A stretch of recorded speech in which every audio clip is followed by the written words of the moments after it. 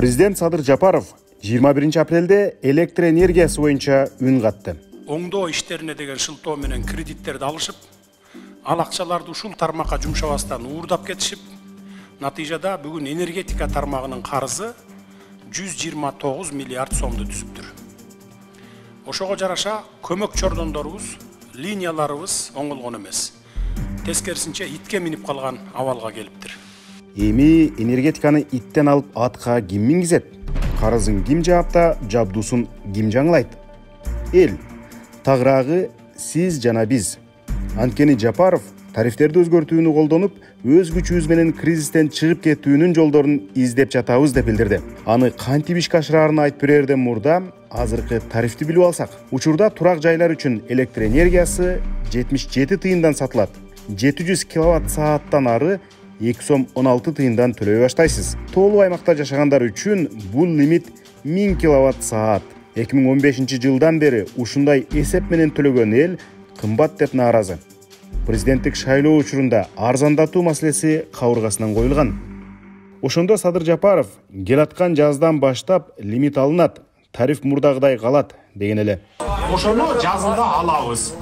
Жазында алып таштайбыз. 77 тыйын менен калат. Эми анын айтканына ишенсек, чын эле лимит алына турган болду. Бирок тариф 3 түрдүү болуп өзгөрөт экен. Турмушу начар үй бүлөлөр 74 тыйындан төлөшөт. Учурда мындай 110 миң үй бүлө бар дейт Жапаров. Ал эми тоолуу жана жашоо шарты оор алыска райондордо жашагандар 1 сом 4 тыйындан төлөшөт экен. А жашоо турмушу Кудайга шүгүр үй бүлөлөр 1 сом 48 тыйындан төлөшү керек. Айтмакчы, Кудайга шүгүр үй бүлөлөр деген Садыр Жапаровдун термини так чын өлчөм көрсөтүлгөн эмес. Ошон үчүн биз Москвичи бар экен деген шылтоо менен жашоо турмушу начарлардын катарына кирбей калгандардан тартып, Царская селода 3 кабат хан сарайы барларга чейинкилерди мына ушул топко коштук. Ошондо жаңы тариф чөнтөккө жагабы же кагабы? Бир нече вариант менен эсептейли. Сиз шаарда жашаган Кудайга шүгүр үй бүлөдөнсүз дейли. Мисалы, ушуга чейин айына 500 киловатт саат жаксаңыз, 385 сом төлөп келдиңиз.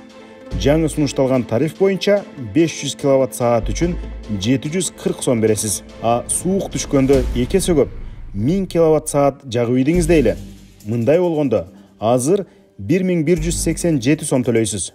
Ал эми жаңы тариф кирсе 1000 киловатт үчүн 1480 сом төлөшүңүз керек. Эгер сиз тоолуу аймакта жашаган Кудайга шүгүр үй бүлөдөнсүз дейли. Буга чейин 500 киловатт саатка 77 тыйындан эсептегенде 385 сом алышат эле. Жаңы тариф кирсе, ошол эле электр энергиясы үчүн 520 сом бересиз.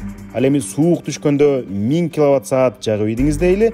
Анда азыркы тариф боюнча тоолуу аймактагылар 770 сом төлөйт. Ал эми жаңы баа менен 1000 киловатт үчүн 1040 сомуңузду сунасыз. Тоолуктар орточо 1300 киловатт сааттан көп жага баштаганда гана Жапаровдун тарифинин ыраатын көрө башташат.